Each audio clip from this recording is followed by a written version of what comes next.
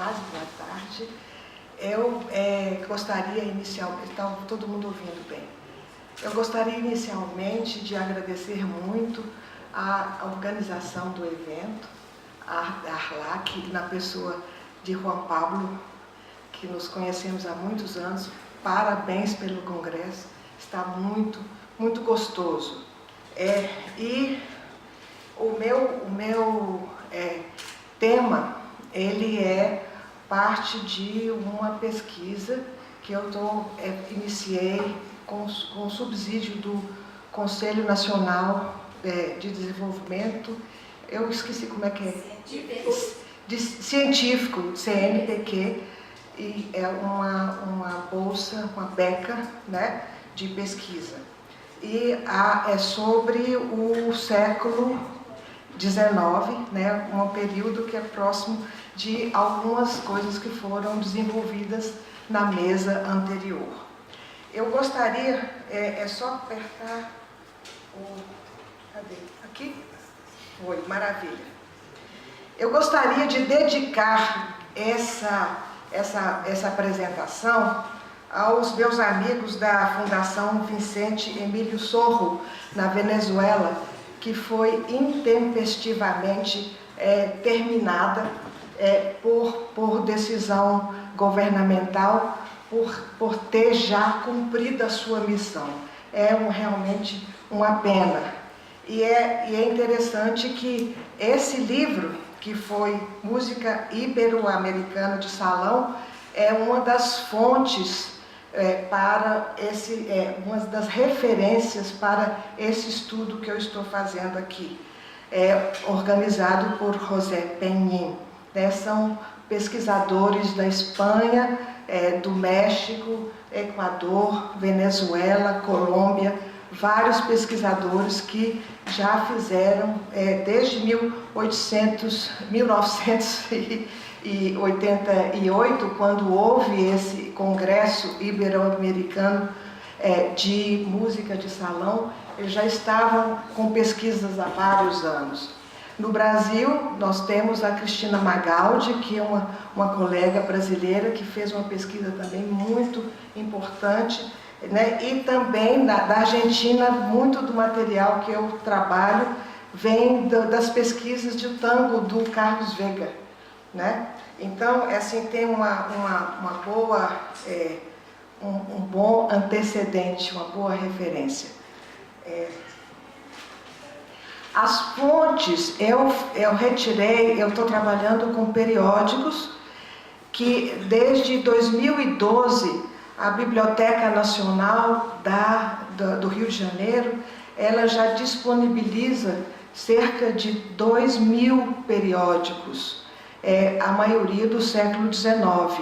E então eu vou passar alguns slides mostrando essa fonte, porque eu acho que ela pode ser de utilidade para vários dos nossos pesquisadores, não só brasileiros. Né? Quando a gente busca por a Hemeroteca Digital Brasileira, pode aparecer várias maneiras aí.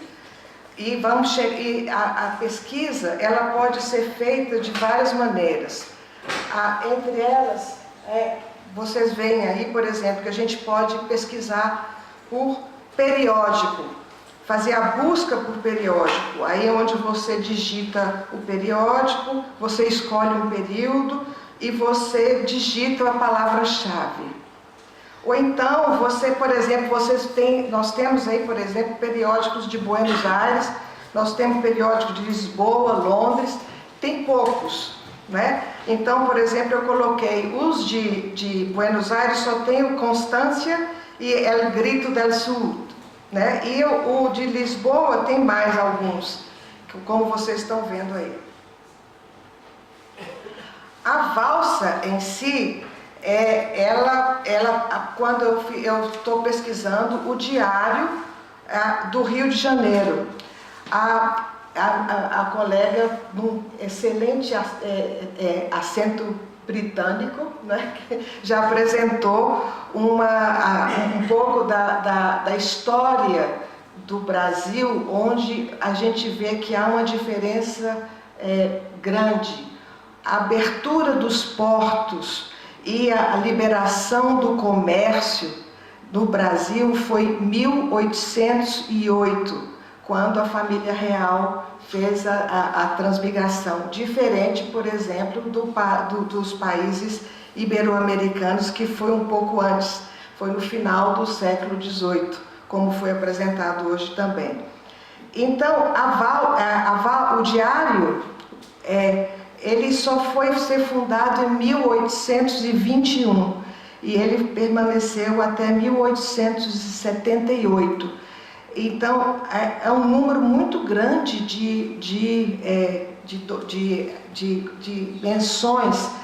São, por exemplo, 540 para o período de 1821 a 1858 e 611, né? Então, eu ainda estou no processo de coleta desse material. Na realidade, eu vou apresentar uma visão geral daquilo que a gente pode fazer com esse material. Alguma coisa inclusive, já tem sido feita sobre teatro, a parte comédia, farsa, drama. A coisa também sobre, a gente pode pesquisar muito bem sobre os bailes, a música de dança, como a valsa, por exemplo, né?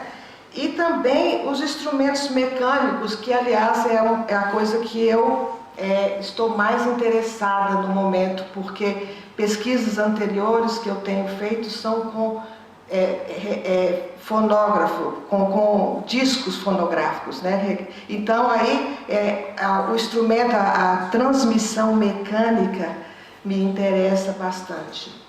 Eu estou falando devagar o suficiente? Sim. Ok. Outra coisa também, obviamente, e é uma fonte, através da imprensa, a gente pode fazer todas as listagens que o Alejandro estava fazendo aqui sobre os jornais são incríveis.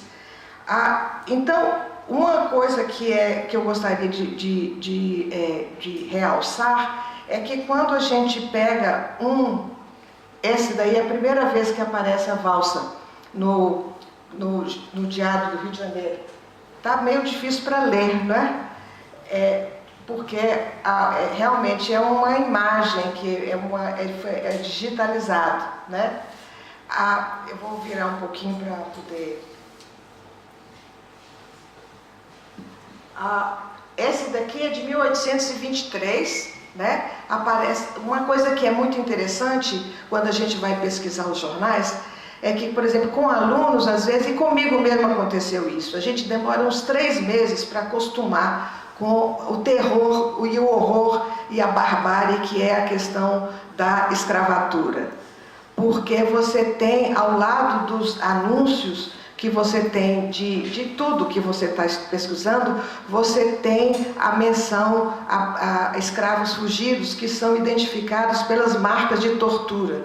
Então é uma coisa assim bárbara que a gente tem que demorar um pouco. E mesmo as pessoas que depois que, por exemplo, uma pesquisa recente que terminou sobre o teatro, na primeira metade do século, a gente chegou a descobrir o seguinte: os donos dos teatros eram os traficantes negreiros. Então, a censura que havia em relação a qualquer coisa que fosse feita em relação à escravidão era muito complicada. Então, a gente tem... Está começando a falar rápido, calma. A gente tem uma perspectiva diacrônica, que é a listagem de toda a produção, por exemplo, das valsas ao longo do período, e a gente tem também um elemento sincrônico, que é a questão do contexto, que a gente vai, então, examinando, né? Então, por exemplo, essa notícia é uma notícia do Teatro São João, a parte que tem a valsa, onde que está marcado, né? Falando sobre uma dança, a Estela Sesefreda, que era uma dançarina muito famosa na época, e o Luiz Lacombe Júnior, que vão dançar a cachucha, que é uma dança espanhola, né? E que também eu tenho trabalhado com ela. E na segunda divisão tem outros 2 dançarinos dançam uma valsa. Essa cachucha é que está me fazendo então pesquisar com instrumentos musicais, que na realidade eu estou pesquisando, vai aparecer também, aparecem várias coisas. Essa aí está mais fácil para ler?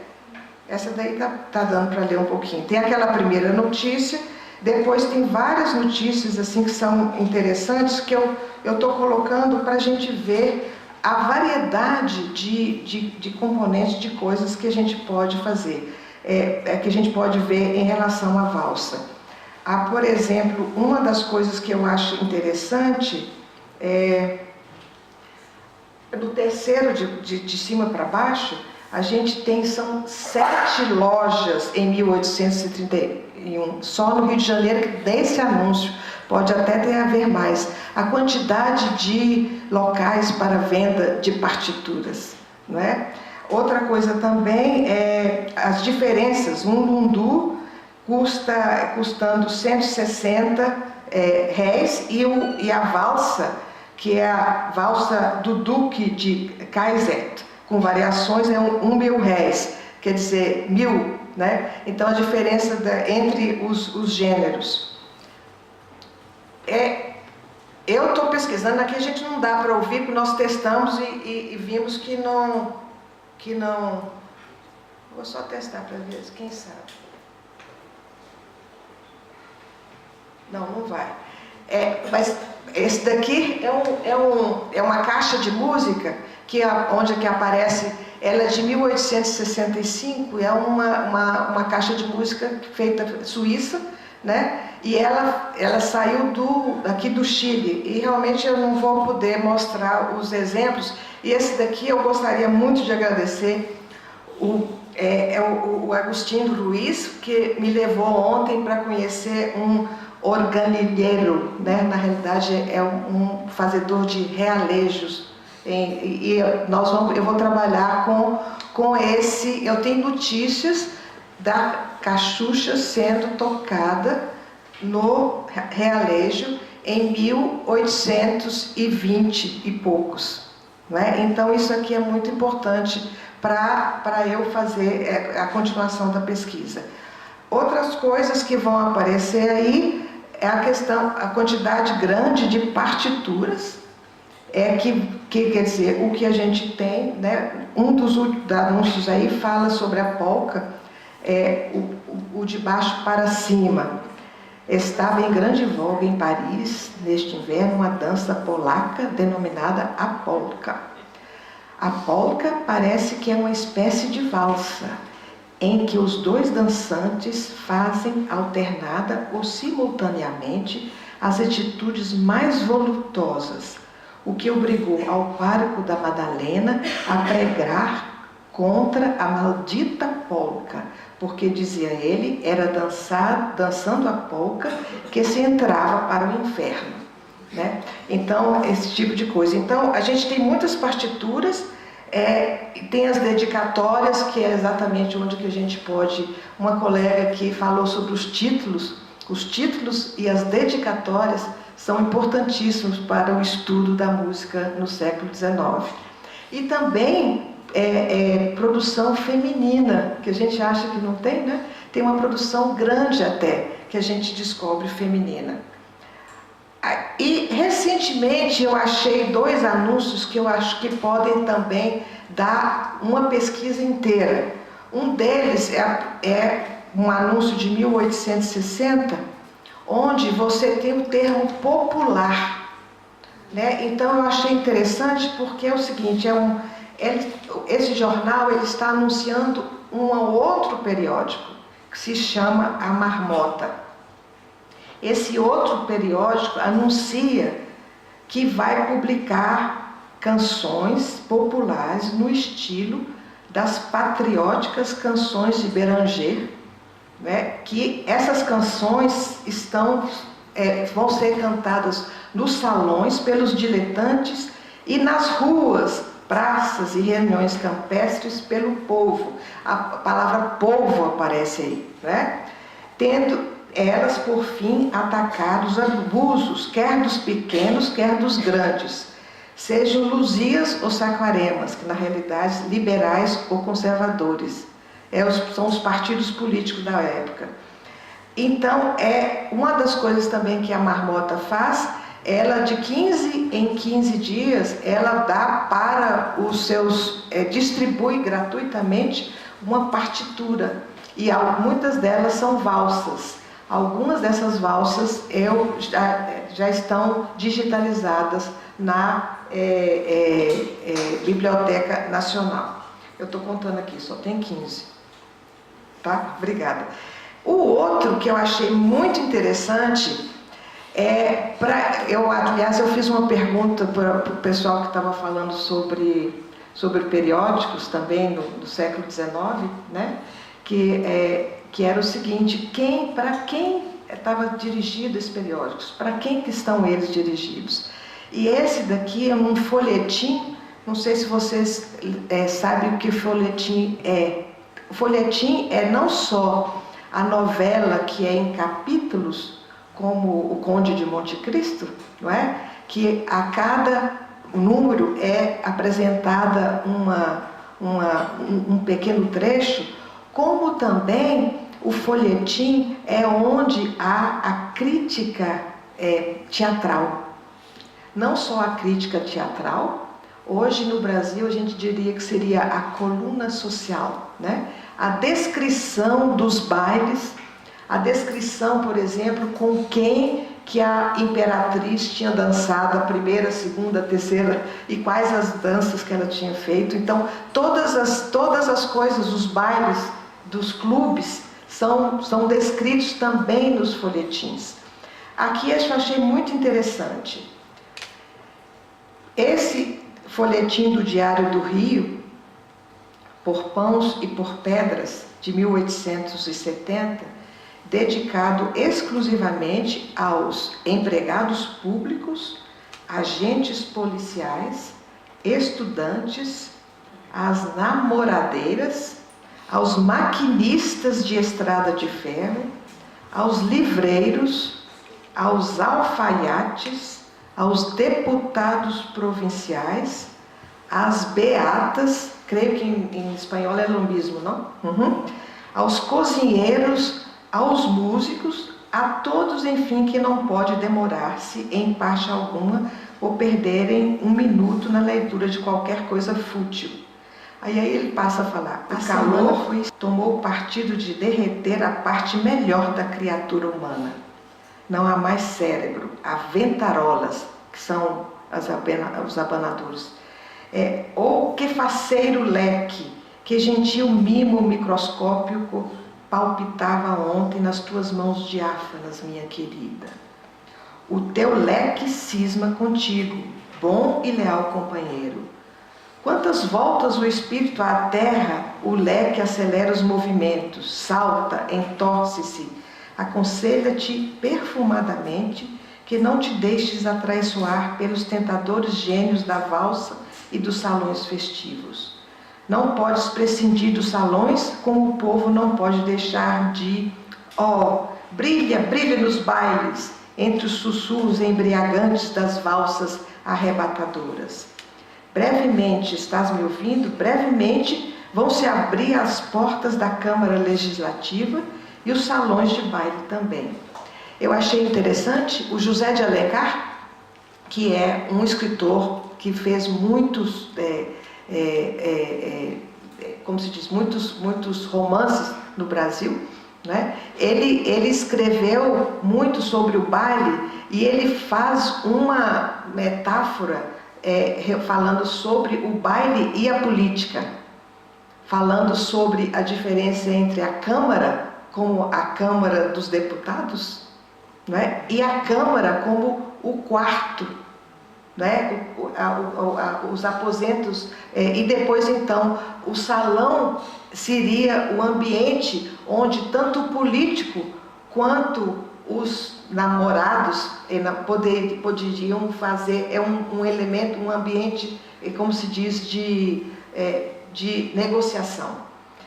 Então, existem muitos tópicos, né, de pesquisa nessa área toda aqui, não é? Inclusive, por exemplo, uma das coisas que eu gosto muito de fazer é de estabelecer as redes, né, dos músicos e dos empresários, a gente estabelecer quem está lidando com quem, é uma forma da gente conseguir, não é, contextualizar o trabalho. Ou então a gente pode fazer, por exemplo, um trabalho sobre a dança, o movimento, a questão do uso do corpo, inclusive, não é?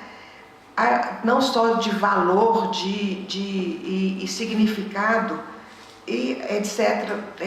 As relações de gênero, talvez eu faça pelo menos um artigo sobre isso, a questão das relações de gênero. A valsa é a primeira música, a primeira dança que permite que os dois gêneros... 21, já passei 1 minuto. Hã? Ok, graças. Então, a valsa é o primeiro gênero de música que permite que um casal dance, um homem e uma mulher que são desconhecidos. Isso é uma coisa inadmissível anteriormente. Então, a valsa ela começa com essa história, que é uma coisa concreta, de dois dançando, e a questão do andamento. Eu vou terminar com uma coisa que é interessante, que nós temos gente do México aqui também, né? É que o Maximiliano de Habsburgo, que foi depois fuzilado no México, né? Ele foi fazer uma visita no Brasil, e ele, na Bahia, ele dançou a valsa, e ele achou muito estranho que os brasileiros faziam a valsa de uma forma mais lenta. Quando ele tentou dançar uma valsa à moda vienense, né, que é bem mais rápida, a dançarina quase que desmaiou. Então é interessante que aí a gente já tem uma indicação da prática, né, musical na época. Bem, então eu gostaria muito de agradecer essa oportunidade. Eu digo que os congressos, mais do que permitir que a gente apresente os nossos trabalhos, eles são ocasião onde a gente conhece as pessoas e começa a estabelecer as redes de pesquisa. Muito obrigada.